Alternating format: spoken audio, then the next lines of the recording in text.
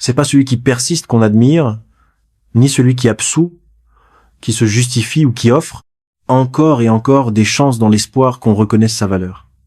Non, on admire celui qui s'éclipse, celui qui ne se bat pas, ne supplie pas, ne claironne pas son départ. Celui qui s'en va, tout simplement. Et quand vous partez, sans rancune, sans fureur, mais avec une quiétude, assurez, tout bascule. Machiavel l'a dit, mieux vaut inspirer la crainte que l'amour si l'on peut avoir les deux. Rien n'intimide autant que celui qui n'a plus besoin de vous. Si l'on vous considère comme un second choix, c'est parce que vous montrez que vous resterez, quoi qu'il arrive. Vous êtes toujours là, à clarifier, à négocier, à vous plier. Ils ont tiré une leçon périlleuse. Peu importe mes actes, tu ne t'en iras pas. Alors ils vous mettent à l'épreuve, s'éloignent, vous rabaissent, vous relèguent, vous défient. Et chaque fois que vous restez, vous validez leur hypothèse. Mettons les choses au clair. Ils ne sont pas désorientés, immatures ou maladroits dans leurs mots. Ils savent précisément ce qu'ils font. Ils vous façonnent.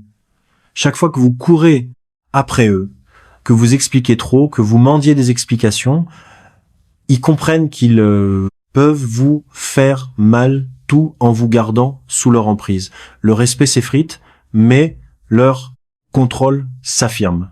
Pourtant, dès que vous cessez ce jeu, que vous optez pour le silence, que vous refusez l'affrontement, que vous ne cherchez plus leur réponse, ils s'affolent.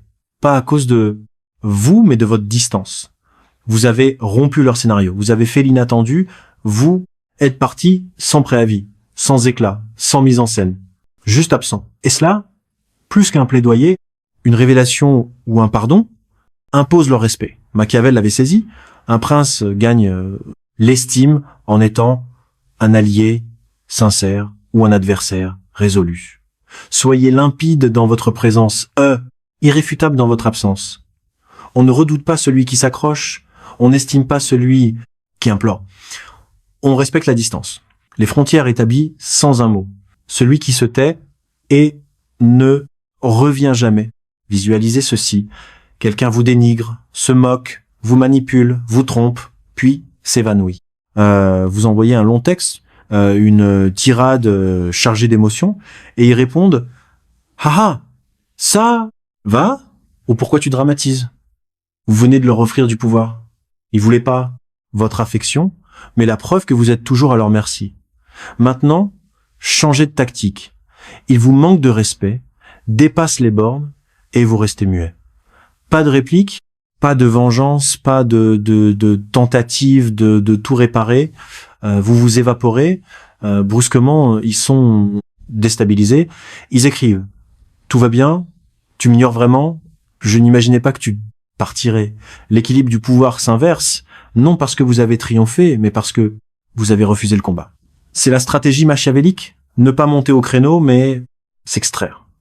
Laissez-les hurler dans le vide, car le silence n'est pas un vide, c'est une arme. C'est ainsi que vous reconquérez le terrain perdu à chercher une approbation. Voici une vérité dure mais libératrice. Le respect naît quand ils perdent votre présence. Nul besoin de les châtier, de chercher à vous venger ou de leur donner une leçon. Évanouissez-vous de sorte que votre absence devienne le son le plus retentissant dans leur univers. Ils n'écouteront pas vos paroles, mais votre silence. Ils reliront vos messages, épieront vos publications, guettant un signe de colère ou de clémence. Mais il n'y aura rien, car vous n'êtes pas parti loin d'eux, mais vers vous-même. La vérité cruelle, c'est que ils ne pensaient pas que vous partiriez. Ils croyaient que vous céderiez, supplieriez, resteriez, car c'était toujours vous qui aimiez le plus, qui faisiez le premier pas, qui apaisiez le tumulte. Mais quand vous partez sans leur offrir un coupable à accuser, sans leur donner de fin, sans leur offrir la dispute qu'ils attendaient, vous devenez un miroir.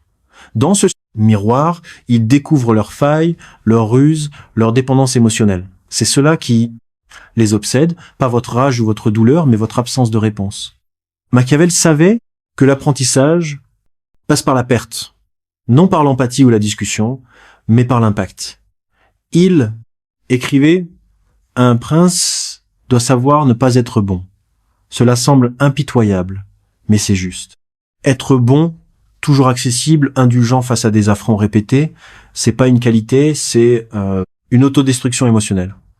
Restez là où votre valeur est marchandée n'a rien d'honorable. Aimez quelqu'un qui ne respecte que votre silence n'a rien de puissant. Vous n'êtes pas fidèle, vous avez peur de partir. Que veut dire partir, vraiment?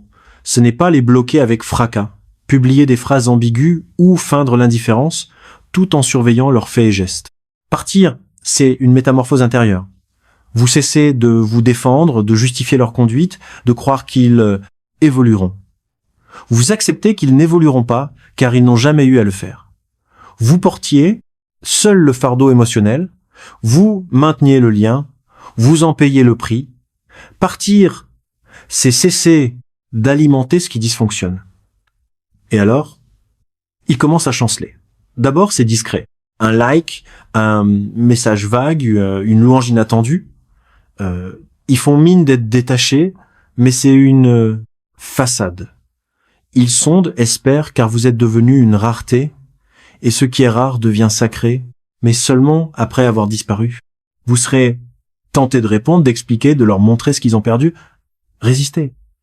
Car dès que vous interagissez, vous leur prouvez qu'ils ont encore une emprise émotionnelle. On ne respecte pas ce qui est à portée de main. On respecte ce qu'on a dû gagner et qu'on a laissé échapper. Ceux qui vous aimaient sincèrement auraient changé quand vous étiez encore là. Mais ceux qui ne vous respectent qu'après votre départ n'ont jamais mérité votre présence, seulement craint votre absence. C'est pas de l'amour, c'est une panique de contrôle. Ils ne regrettent pas vous, mais la version d'eux-mêmes qui se sentait puissante quand vous étiez accessible. Machiavel aurait qualifié votre silence de manœuvre politique, ni mesquine, ni émotionnelle, mais stratégique. Vous ne réagissez plus, vous ne démontrez plus, vous ne quémandez plus votre valeur, vous régnez, et votre premier décret a été de partir sans attendre qu'on vous poursuive. Vous n'êtes plus celui qui s'accroche, mais l'énigme, l'absence, le mystère qu'ils ne peuvent percer. Ils inventent des récits. Il est sûrement avec quelqu'un d'autre, il fait ça pour se faire remarquer. Mais au fond, ils savent que vous êtes parti parce qu'ils n'ont pas su vous garder. Vous êtes parti pour ne pas vous trahir. C'est ce qui les ronge, pas votre silence, mais sa cause. Puis, vous verrez qu'ils imitent votre détachement. Ils prétendent être indifférents, jouent l'insouciance, mais c'est un leurre. Car celui qui ne se soucie pas passe à autre chose.